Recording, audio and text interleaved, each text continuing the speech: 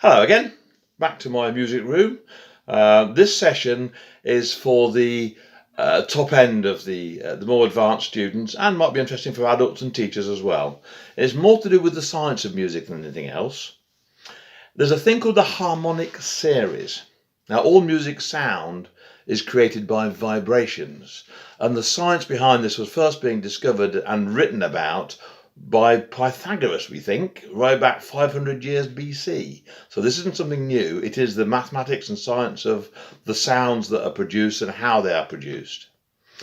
If you create a sound, or create vibrations on anything, it creates a note. I have here a tuning fork, which is an A at 440. So if I make the tuning fork make a sound,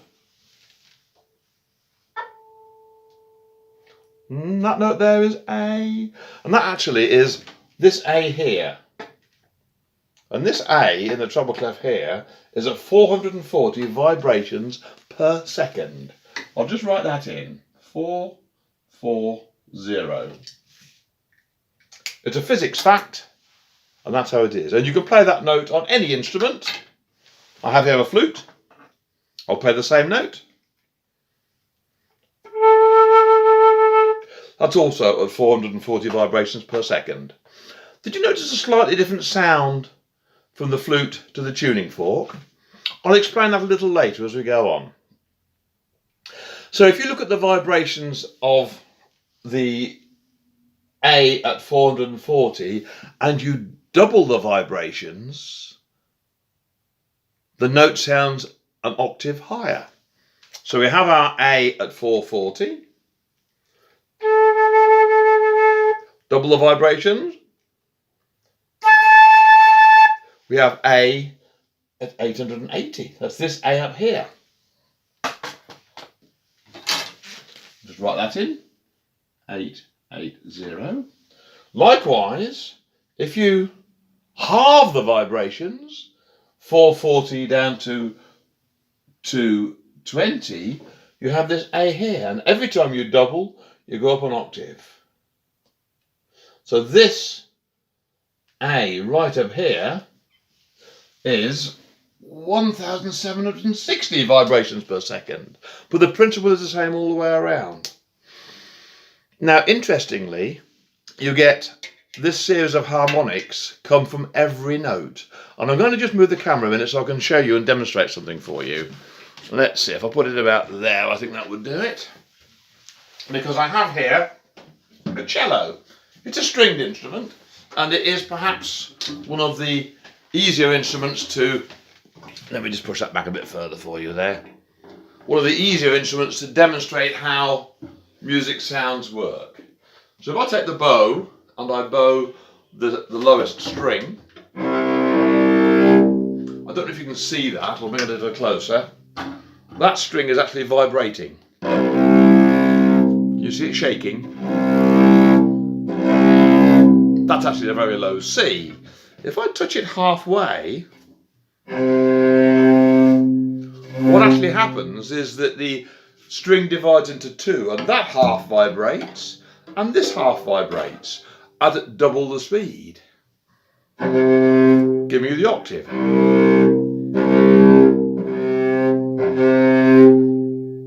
And if I do a quarter, that gives you the next octave. So that's the basic note, called the fundamental, or number one. Then the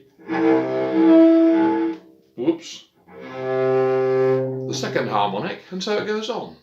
I'll refer back to my series on the A, and I'll use the A string on the cello. And if I divide the string, there's the fundamental, number one. There's the second harmonic, number two. There's the fourth harmonic, which is the A again. So between the second and the fourth, surprise, surprise, is the third. Which you can do at the 1/3 point or the 2/3 point.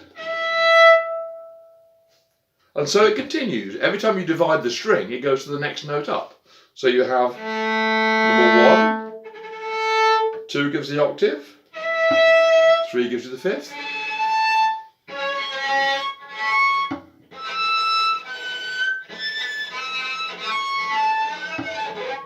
So all those notes there were produced on the cello. Let me just take you back to the board again so you can see in a little more detail what I did.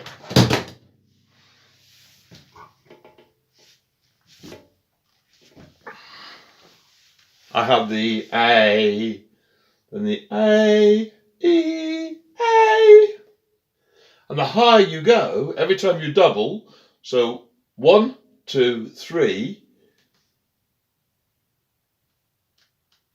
4 can double up, so 1 becomes 2, 2, 3, 4 becomes 4, 6, 8, and in between you have numbers 5 and 7. And again, you could continue here with 4, 5, 6, 7, 8 would be 8, 10, 12, 14, 16, with numbers in between again, so the notes fill out as you go higher. That same phenomenon happens on all instruments. And I have here one of my favourites. So we've done it on a stringed instrument. The same basic principle. Imagine those notes now in the bass clef, where that is a low C, and I have my lovely bass tuba. And if I put these two valves down, that means that this open tubing with the loops on these two 12s is also tuned to a C. And in fact, as far as acoustics are concerned, it's pretty similar to a string. It is a long cylinder that vibrates. The brass itself just keeps that air all in together. So this is a cylinder of air, that was a cylinder of string. So here's my tuba with a low C. Oh, hang on a minute. That's the second harmonic. The first one is an octave lower. So number 2, number 4, between 2 and 4 is number 3. So we have 2, 3, 4. If you double that up, you have 4, 6, 8.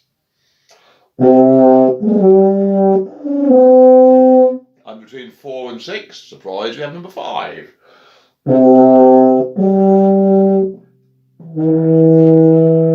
And between 6 and 8, we have number 7. So putting them all together, the following is the harmonic series on a tuba.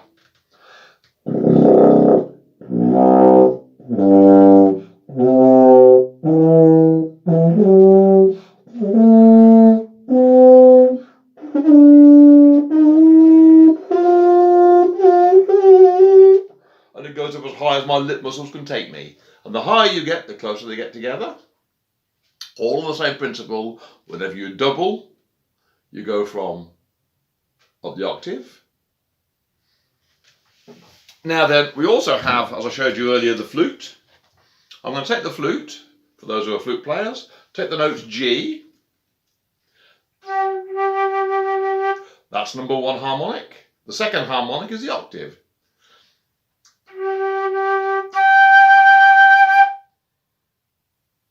And the 4th harmonic,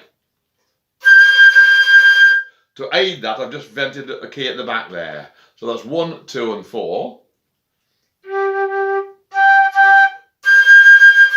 Between 2 and 4, of course, is number 3. So if I vent it here, I get number 3.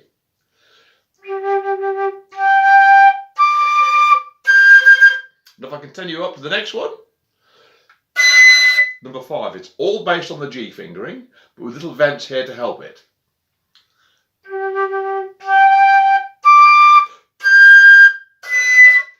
Again, this is just a tube of air that's being contained by the instrument, and the harmonics are then being put in with the lip.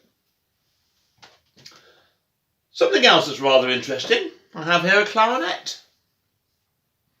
This is rather unusual, because if you look at the length of a clarinet and the length of a flute, you'd think they would produce about the same sort of lowest sound. Have a listen. The lowest note on the flute is actually, that's C. The lowest note on the clarinet, however, is almost an octave lower. It's a great deal lower. So why is it that the clarinet sounds so much lower than the flute? It's an interesting acoustic property that there are two sorts of pipes. There is an open pipe, which is where the pipe is open at each end, and there is a stopped pipe where it's closed off at one end. And they have a very different property. Let me just demonstrate using the head joint of the flute. There's the open sound, open at both ends. If I stop it off at one end, it's about an octave lower. How does that work? Well, what happens with this, you have one set of vibrations for that length of tube. And then from there you get the first harmonic, from the first you get the second harmonic. But with the stopped pipe, you only effectively have half of a wavelength in there, half of a set of vibrations. You can imagine the other half. So there's literally one, but it's twice as long, but cut in half. So you have open at one end and stopped at the other. If you go to the second harmonic, you have two wavelengths, which would leave it being open at both ends, which doesn't work on a stopped pipe. So you cannot get the second harmonic, but you can get the third. You can also get the fifth and the seventh. So on the stopped pipe principle, on the open pipe, you have the octave, etc. And on the stopped pipe, you have number 1, 3, 5. So those are a different set of harmonics. So just to demonstrate that on the clarinet, I'll take the low note A, which is the A we have on the board here. That gives you the... That's A for the clarinet. It actually sounds a major second lower than that. If I put this little key on the back here, which makes a small vent to get the next harmonic up, instead of the octave, it gives you the fifth. That is the third harmonic. If I vent here as well, that gives you the C sharp, which is the fifth harmonic. And then if I vent again here,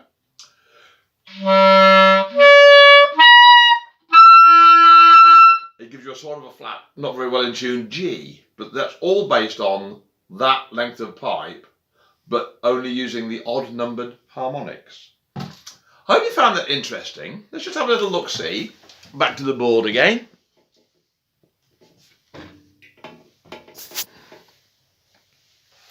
The thing that's rather interesting, having covered the relationship, the mathematical relationship of the octave, 2 to 4 gives you 440 to 880. Number 2 to number 3 is the same mathematical relationship of 2 to 3. So if this A is at 440, then this E will be at 660. And that's a pure perfect fifth, 440 to 660. The mathematical adding up of the vibrations is in the ratio of 2 to 3. And when those vibrations add up perfectly in the relationship of 2 to 3, you get a pure perfect fifth. And it sounds very nice and clear. That was one of the sounds that Pythagoras was interested in. He could hear blacksmiths banging on pieces of metal, and he was interested when certain sounds sounded rather nice. And what he discovered was if the metal, the size of the metal that was being banged, was in a relationship of 2 to 3, it made a nice sound. Or 1 to 2, he was hearing an octave. Or 2 to 3, he was hearing a perfect fifth.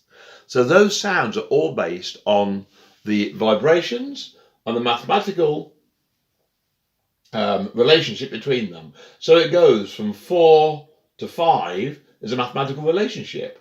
So that the vibrations will add up accordingly. The higher you go, the closer the notes get together. 6 to 7, that relationship gives you, it's not really a minor third. It's a bit less than a minor third. There's your minor third. 7 to 8, that's a very flat seventh harmonic. That gives you more than a major second. If you carry on, 8 to 9, that gives you a large major second. 9 to 10 gives you a small major second. So 8 to 9 is do, re. 9 to 10, re, mi. So do, re is a wide major second. Re, mi is not such a wide major second. It's a tiny difference, but there is a difference there. I'll leave that matter for another video, something to do with tuning. Okay, I hope you found that interesting. There's a lot to get your head around, so by all means, pause if you want to, replay the video a few times until you manage to see and understand this little bit all about the science that goes behind the vibrations and the musical sounds and the practicalities of it on brass, woodwind and stringed instruments. Also, the interesting thing about stopped pipes and open pipes. If you go to look at an organ, a church organ, you'll find some of the pipes are stopped pipes, some are open. The diapason, for example, the 8-foot diapason pipe, that's an open pipe. If you had a 4-foot stopped pipe, it would still sound the same as an 8-foot open pipe because it sounds an octave lower than the actual pipe produces. Okay, lots of technical interesting stuff there for you. Hope it didn't blow your mind too much. But that is the science behind music, and it's irrefutable. It's been around and it's been known about ever since, well, way back to the time of dear old Pythagoras. Well, keep singing, keep happy, most of all keep safe. Hope you found that interesting. Bye bye for now.